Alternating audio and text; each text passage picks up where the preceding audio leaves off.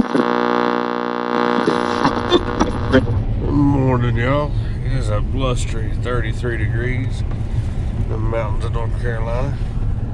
We're headed out today to the annual, I don't know how many annual, Toys for Tots show at the local Chevy dealer, Countryside Chevrolet.